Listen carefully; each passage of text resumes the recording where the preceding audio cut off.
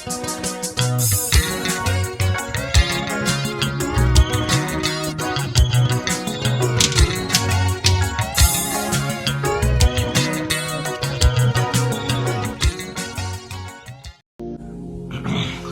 ingane zakwethu, niyaphila? Ngiyathemba ke bafethu niyaphila.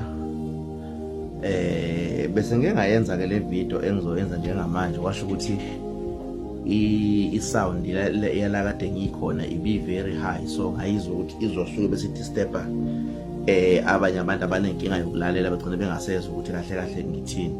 Though ibizwakala but ngibona ukuthi izosuke ama complaints amaningi ethi hayi manje asikuzwa kodwa nje yona ibizwakala. Ngeke ngayenza ivideo ekseni ngadecide ungayipost.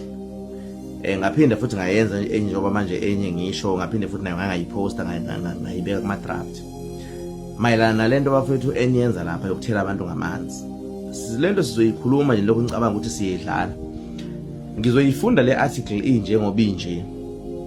Ngizoyifunda nje njengoba inje, angifuni ukuyixoxa but ngifuna ukuyifunda bese ngithi mangathi uyiqiniso ngiyojabula, mangathi uyiqiniso ngiyojabula mina. Angazi abanye kodwa nje mina uma ngathi le article mangiyifunda ngempela bakhona abazovela on comment section be witness ukuthi cha le nto ngempela mhla wani iqiniso, nize nazi ukuthi ngizojabula. Ibhalwe ke yiphepha thizeni la. Ithi le article useshonile uLunguzane Mseleku owagwazwa ngosuku lweSpring Day. Yayisho njalo, heading nje yakhona leyo ithi useshonile uLunguzane Mseleku owagwaza ngosuku lweSpring Day. Base befaka ohatha abaqhekile. Right ke ngizoyifunda. Sikhulume nelunga lomphakathi lalikhona kwenzeka lesigameko. Lasitshela ukuthi ngosuku lweSpring Day kwakunomdlalo wokuthela abantu ngamanzi. Kwabe seqhamuka usakhile ethwala egqoke kahle. Bathi bamthela ngamanzi wacela ukuthi abangayenzi lento ngoba usaya kwi-interview yomsebenzi okungenani abamthele uma esebuya. Ngokusho kwelungu lomphakathi lalikhona engesho lalithela abantu ngamanzi nalo.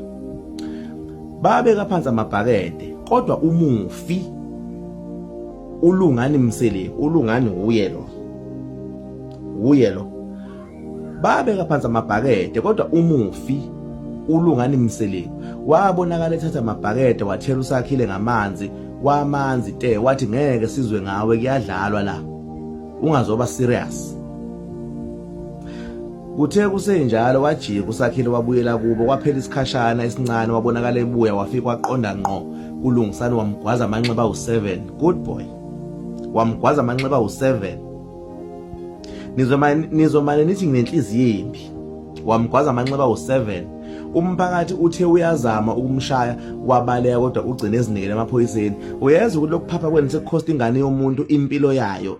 Lokuphapha kwamasimbe enjeni wenza lapha nithela abantu ngamanzi sekukhoste ingane yabantu innocent impilo yayo eyizamela yona ngenxa yemquba nemjendeve engafuni ukusebenza eyayikhamise ngosuku lokusebenza ithela abantu ngamanzi lapha. Sekuze kukhosta ingane yomuntu eyayivuka ekseni iyela kwi-interview ngoba uyoyifunela umsebenzi ngoba iye emsebenzini ngenxa yenu enisangene emakhanda. Kugcina sekulimala umuntu ozama ukukhanda ifuture yakhe, kugcina sekuphazamiseka umuntu oyilungisela ifuture yakhe. Umufi ushonele khona esibhedlela eyintathawu zanamuhla nguye umufi lo sesithombeni. Mina ngeke ngisho ku rest in peace kumuntu olimale kwenziwa la amasimbe enziwa lapha. Engakusho ukuthi kuncane kungcono kube kufe noma u3 noma u4 abantu lapha ukuze benizoqaqeka lo thuvo obugqabha la ekhanda. Kungcono kube kufe noma abantu abawu3 noma abawu4. Ulithatha kanjani ibhakede lamanzi uthela umuntu weskuta umbone semsebenzini eyodeliver itsilo yodeliver order lo muntu or something, uthatha amanzi ubhunyela umuntu, uthatha umsebenzi womuntu ubeka kwi-risk ngendlela ongeza ukumsiza ngalutho. Udlala kanjani umuntu ongadlali nawe? Udlala kanjani naye? Inini la omunye umuntu bafethu akwazi khona ukuthi angithandi. Ngibona omunye ekseni usisi elwa naye. Kunosisi nje engizomfaka la. Lo asisi bekumele atholakala lo ufaka into epink loya. omunye wabantu bekumele kwenzeke ngaye example it's either uyaboshwa or something but bekumele aboshwe ngoba anikwazi ufike nithela umuntu ngamanzi. Umuntu ekhombisa into akayithandi umlwise lo sisothelwa ngamanzi une right yonke yokulwa more than 100% right yokuthelwe. Awukwazi ukumlwisa back. Awukwazi ukumlwisa back. Ngibona omunye namhlanje elwela ukuthi wabatshela ukuthi ngine operation isemanzi anikwazi ukungithela ngamanzi bambhunyela ngamanzi. Babuthithi kuyadlala. Masimba mangani lawo. Mina ngokwami kungcono kube kufe 4 noma 5 ngale yanto leya. Khona nje okunye befike bekusaza noma ngenhlamvu yesibhamu okunye kufe nje kuqumbe befike bekubuthe khona baqumbile khona ukuze nizoyeka lamasimba eniwenza lapho ukuthi ungavela usukela umuntu ebheke emsebenzini kunezingane zabantu eni 8 ngamazi phethe incwadi zesikole eyinama note onyaka wonke njengamanje kuzo revise kuzobhala leyo ngane izo revise ngani izo revise ngani izo revise ngani leyo ngane angaze nicabanga konke lokho mzwana nithatha amabhakede anodaka nibhunyela le sprinter bus enani sibhunyela ngodaka angaze nicabange ngefuture yaleza izingane nibhunyela imoto yomuntu ngodaka nezingane konke. What about incwadi zaleza izingane? What about incwadi zaleza izingane? Izinto bafana zenza niyayicabanga noma nivele niphathe ukuphapha nje. Yazi ukuthi ukhona omunye umbheme engingamola ku TikTok esho ethi ezinye izinto kumele abantu abamnyama bamukele ukuthi akuzona ezabo ngoba even if ngathiwa kune spring day ngeke bafica belungu benza lamasimba nawo ngeke wafica amandiya enza le yanto noma ngathi spring day ayasenza engaba nendlela yokusenza yokurespect omunye umuntu. Wani ngakho amanzi nithelana enodwa enaniphumeni emgwaqeni ningebhizi ngalutho vele niphume niyothelana ngamanzi. Why nithela abantu abanezinye inhloso nithela abantu abahamba ezinye indlela eyibheke lapha ningahlangani yini ningaphumi nigcwala istrati nina nikha amanzi nithela nenodwa. Mina uGreat Mpiso ngosho kulomuntu ulayikile times 10 kushoda abanye befuna ngabe kufeza izinja lapha ngalawa amasimbe nanwenza lapha ePitoli nithela abantu ngamanzi. Anginabo uGreat Mpiso bokudlala mina.